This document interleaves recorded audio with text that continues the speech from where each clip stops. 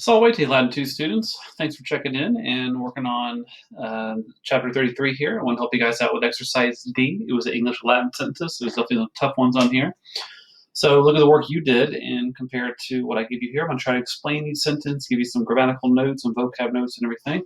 Make sure to pause the video if you need to kind of wait and think about one, or if you need to kind of slow it down. And then also make sure to come into my office hours. Maybe there's a couple sentences that you still don't perfectly understand after my explanation here. I'd love to see you in my office hours to talk about it. We will have our first quiz on Friday for this current chapter, so we'll be seeing that very, very soon. So let's go over number one here.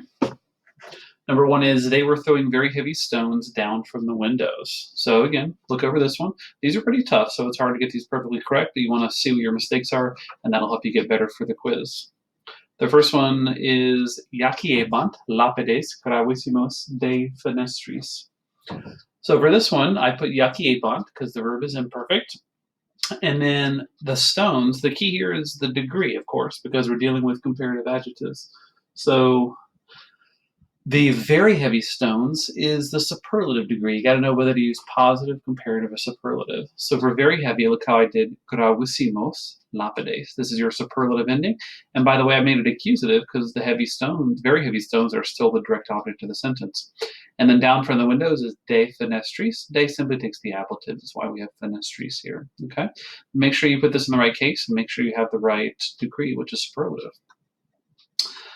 For the second one, see if you guys did it correctly. These girls are more careful than those boys, but the boys are faster. So for this one, I put hae puellae sunt diligentiores. More careful is a comparative degree. So that's why it's diligentiores. Here is the comparative ending, right? Now, I made it nominative plural because it's modifying girls. So it needs to be nominative plural just because like the subject of the sentence. Careful than those, quam illi, than those. Remember, this after quam has to be in the same case as the thing it's being compared to, which is girls, which is nominative. Quam illi pueri. Now, is there another way you could have done this? You could have, yes, you could have used the ablative comparison, in which case you would have not had quam, but you would have had illis pueris. These words would be in the ablative. That's an either or type thing. And then finally, the boys are faster, sed pueri caleriores. Here is also another comparative, caleriores, modifying boys, so it's nominative plural. I didn't repeat the word sunt because usually if sunt is used once, it's implied that it's used later on in the sentence also. Number three, we were not able to find the place because the journey was very long. So I put non pateramus in venire locum quoditer longissimum erat. Here we have our verb possum, which we learned in a very recent chapter, and then it's followed by complementary infinitive. We were not able to find. The place is their direct object, and this is called a causal clause because the word because is here, because the journey was very long. Longissimum is the superlative degree, very long, and I made it neuter because iter is neuter, so it's got to agree it's neuter nominative singular. All right. Number four, this large, fierce animal ought to be killed by a sword heavier than mine. This one's got some tricky parts to it. The subject is this large, fierce animal. I put hoc animal magnum et ferrum, right? Sometimes adjectives like this are combined with a conjunction, even though we don't do that in English. Animal is a neuter word, so all the adjectives modify it. Notice how I made them neuter, okay? The trickiest part of the sentence is ought to be killed. Now the verb ought is debet, but to be killed is a passive infinitive, which we learned kind of recently. So it's not interficere, which is an active infinitive. You have to make it passive, which is interfici.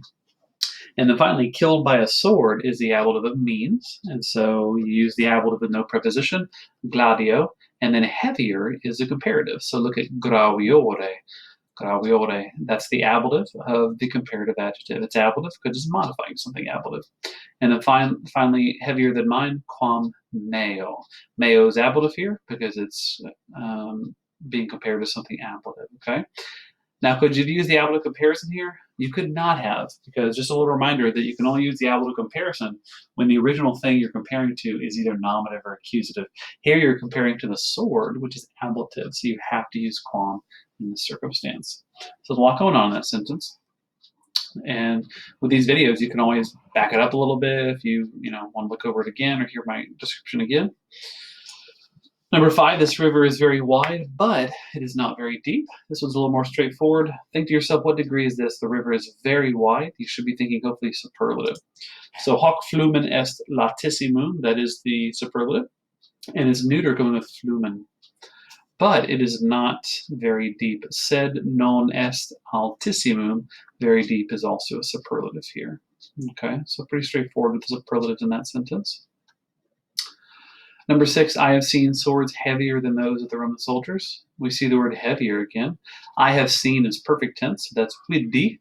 Swords is gladios, the direct object. And then heavier has to modify sword, so it has to be accusative masculine plural, graviores. Remember, these comparative adjectives decline just like third declension nouns. So graviores, that's the accusative masculine plural. Now, I actually use an ablative comparison here, heavier than those, illis. Is there another way you could have done it? Yeah, you could have said quam illos. You could have did quam, in which case I'd have to use illos to make it the same case as gladios. Okay, either of those are correct or interchangeable.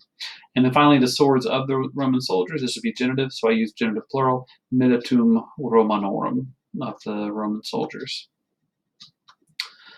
Number 7, on that day, we decided to walk to this very well-known place. Let's take a look. On that day, I thought was an ablative of time, and so I did illo die, ablative of time, and then we decided constituimus. That's a perfect tense of constituo. Now, what does constituo go with? It usually goes with a complementary infinitive, so decided to walk. Ambulare is my infinitive there. And finally, we have the prepositional phrase, and very well-known place would be a superlative. So notissimum locum is what I use there. That's superlative. It's also accusative because it's modifying this word here, which is accusative locum. All right, number 8, the camp was pitched at the foot of a mountain, which was very high. This one has a lot going on because there's a relative clause in it. The castra, the camp, was pitched posita sunt. Notice how I made this passive because the camp was pitched. That's your idiom, to pitch a camp. Now, at the foot of is the word sub. We usually see it mean under, but it actually can mean at the foot of. We use with the ablative, so sub monte. Now, the mountain which was very high, here's the relative pronoun. How did I choose qui? Well, the antecedent is mountain, and that's masculine singular, and in some clause, it's used as the subject of the clause, which was very high. So that means masculine singular nominative. And finally, very high, altissimus. I use this because it's describing the mountain, which is something masculine singular. So here's your relative clause here. Qui altissimus erat. Positas sunt is actually the main verb of the sentence. Okay, so that's a lot there on number 9. Number 10, Caesar was the most diligent of all the generals of the army. For this one, I came up with Caesar diligentissimus. That's most diligent. I use superlative there.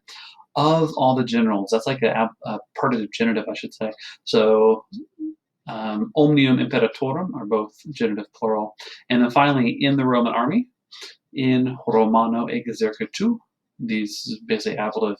And this is fourth declension word, if you remember. That's why it's exercitu, the army. It's masculine also.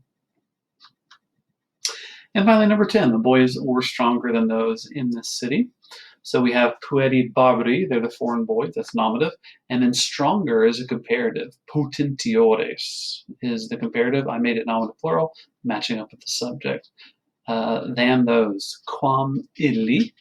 Now, this is one of those situations where you could have used an ablative comparison. Instead of quam illi, you could have gotten rid of the quam and just said illis. Those are interchangeable.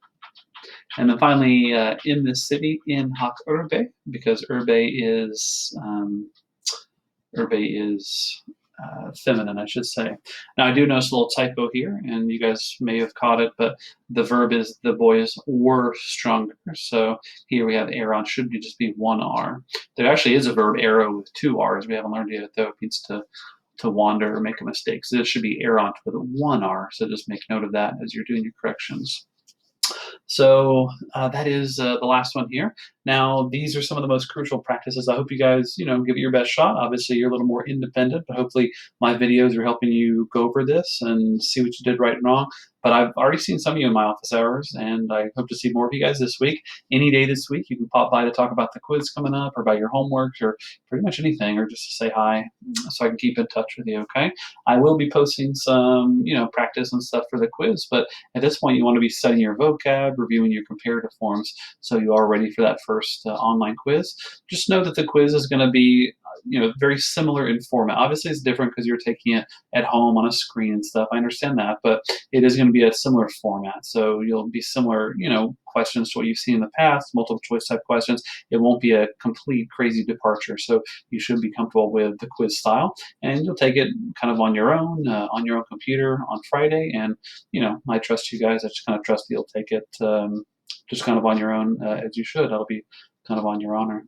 Okay, so I'll give you more information about that, and I'll give you some practice also through the week. You guys make sure to check in tomorrow to the on-campus page like every day, just to see what practice or anything else I have posted there for you. Hope you guys are doing well and keeping up with your work and everything. Feel free to contact me, message me, email me, or talk to me during my office hours if you need anything at all. I'm here for you guys. Okay, have an excellent day, and I'll talk to you soon.